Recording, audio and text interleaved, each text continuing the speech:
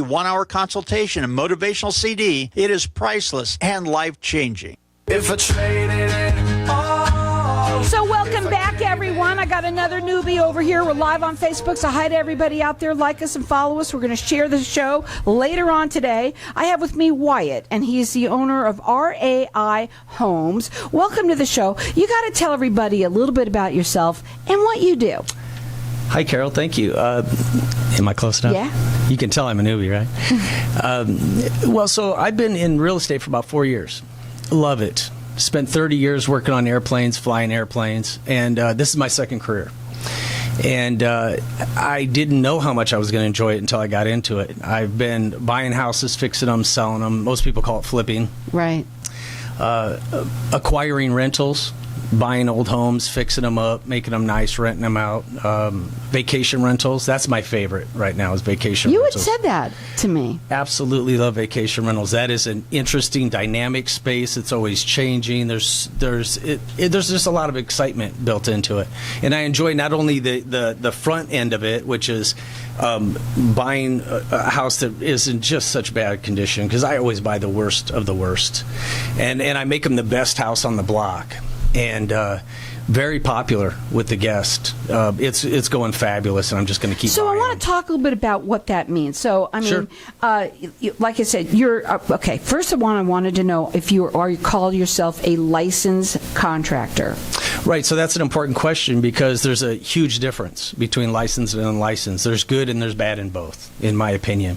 So I'm not a licensed contractor, and I want to keep it that way because there's a definite market need for guys like me that are good at what they do, that can come in and sorry. How's this? Yeah. There's guys that know what they're doing, and they can do a good quality job for you.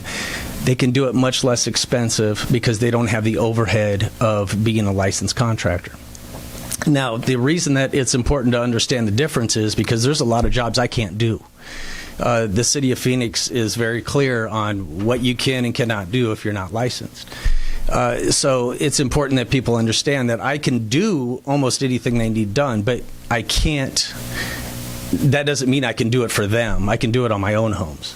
What I'm doing and what I'm here today to talk a little bit about is, and I don't really like the word handyman. It kind of has a negative connotation, which I'd like to help change, quite honestly.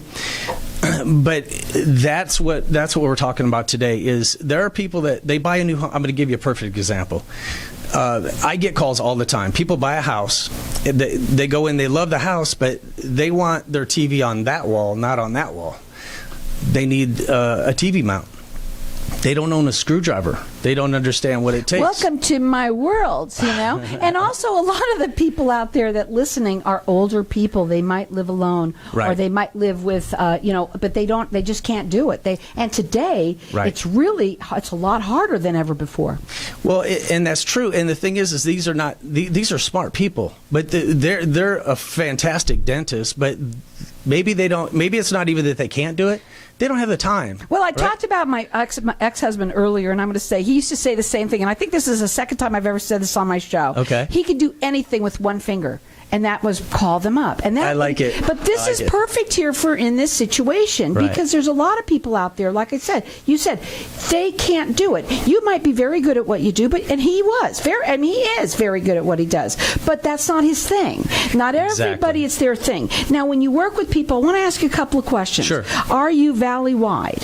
Yes, okay. I am. I like to stay, Carol, in Phoenix in the West Valley. Okay. Just for the windshield time, right?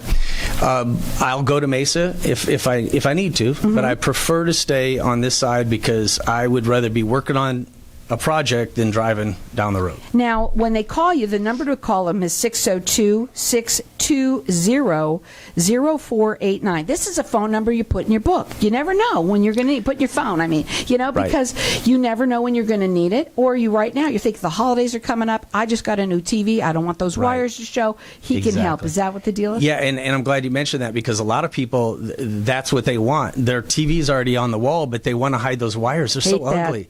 I know how to do that. I can do it fast. I can do it cheap. I can get in and out. And that is kind of the little niche that we that we fill is contractors are not interested in coming out to your house and doing 2 hours worth of work or a day's worth of work. They're looking for big projects, right? But everybody I run into either has something they've been wanting to get done for 6 months and just haven't did it, or they know somebody that they want a couple of new ceiling fans put up. I don't know about you, but everybody loves to know that they have a great handyman. Right? Just a handyman that they can call for those little honeydews. There's people who are divorced that don't, maybe they just can't do it. I'm one of them. I can't do any of that. And I don't want to, right? I want to focus my stuff on other things. So you can call him. His phone number is 602-620-0489. And he focuses on Phoenix and the West Valley. Correct. Okay. You do a complimentary consultation for everybody? I think it's so important because oftentimes I'll get out to a person's house based on what they told me over the phone. And within 20, 30, 40 minutes of conversation, the whole scope of the project has changed because maybe I offered some suggestions. Yeah.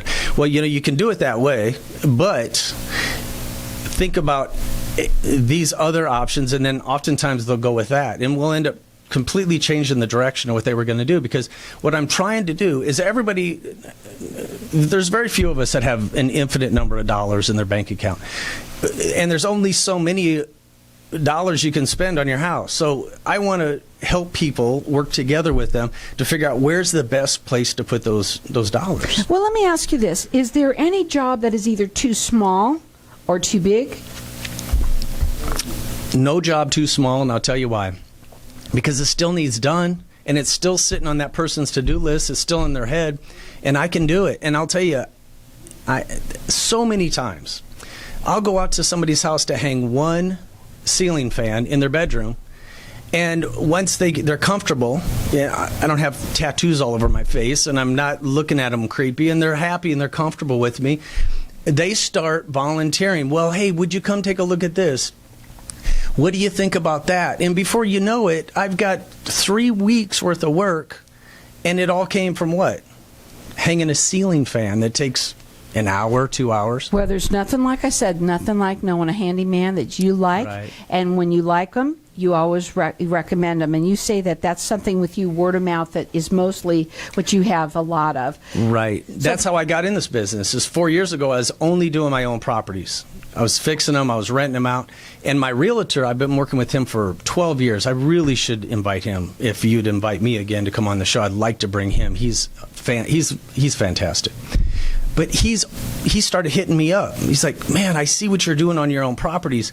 Every person that I have wanting to sell a house, or every person that I've sold a house to recently, they all have stuff they want done. They have a punch list, and they don't know, they can't find anybody to do it. So I started slowly, I kind of got pulled into this. I wasn't looking to become a handyman. I was looking to just keep acquiring rental properties and flipping houses. But just out of necessity, he just kept calling me, and then I'd do that job and then another job. And pretty soon it's like I got to allocate time in my schedule for this guy's clients, right? And it's fun. I enjoy it. And somebody that you can trust, somebody that you like, that you feel comfortable with, that's really important too. The phone number to call them is 602-620-0489. Put it in the phone under handyman. You're going to be happy you did. Okay, I want to ask you a couple of other questions. We have a couple of minutes here. Okay. What are some of the do's and don'ts that homeowners should be seeking repairs for, upgrades that they should not be doing, or whatever? Okay, well, so here's the thing. A lot of people have had a bad experience with either a handyman or a contractor.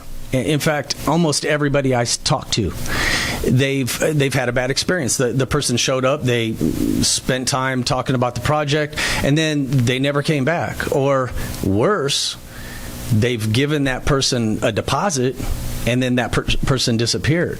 So when I come in, not only do I have to try and get to know the people and educate them and give them suggestions, but I got to try and build some trust with them because they've had a bad experience.